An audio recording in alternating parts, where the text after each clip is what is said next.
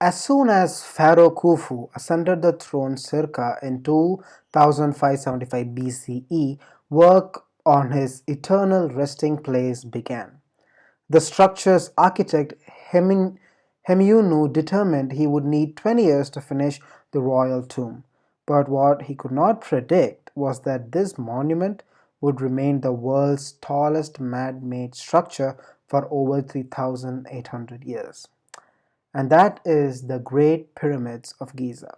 To construct the Great Pyramid, Himiunu would need to dig a 6.5 kilometer canal, quarry enormous amounts of limestone and granite, and use kilometers of rope to pull stones into place. Today, there are still vigorous debates about the exact methods the Egyptians employed, but we do know that first Himiunu needed was a construction site. The Egyptians spoke of death as going west, like the setting sun, and the Nile's west bank had a plateau of bedrock that could support the pyramid better than shifting sand. So, in a brilliant time saving move, masons carved the plateau itself to look like the stones used for the rest of the pyramid. With this level foundation in place, construction could begin. The project called for a staggering 25,000 workers, but fortunately, the architect had an establishing labor supply.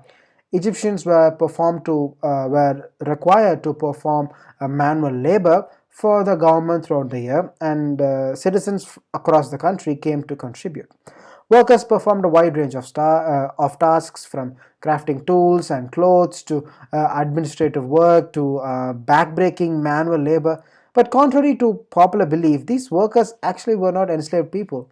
In fact, these citizens were housed and fed with rations better than even the average Egyptian could afford. To complete the project in 20 years, one block of stone would need to be quarried, transported, and pushed into place every 3 minutes, 365 days a year. Workers averaged 10-hour days hauling limestone from two different quarries. One was close to the site, but its fossil lined yellowstone was deemed suitable only for the pyramid's interior. Stones for the outside were hauled from roughly 13 kilometers away using 9-meter long sleds made from giant cedar trucks. Researchers know where the metals used to build the pyramids came from and how they were transported, but the actual construction remains mysterious. Most experts agree that limestone ramps were used to move the stones into place, but there are many theories on the number of ramps and their location. And the pyramid's exterior is just half the story. Since death could come for the pharaoh at any time, Himiunu always needed an accessible burial chamber at the ready. So three separate burial chambers were built during the construction itself. The last of these, known as the King's Chamber, is a spacious granite room with a soaring ceiling located at the heart of the pyramid. It lay on top of an 8.5-meter high passageway called the Grand Gallery, which may have been used as an ancient freight elevator to move granite up the pyramid's interior. Granite was used for all the pyramid support beams, much stronger than limestone but extremely difficult to shape. Workers used dolerite rocks as hammers to slowly quarry the stone.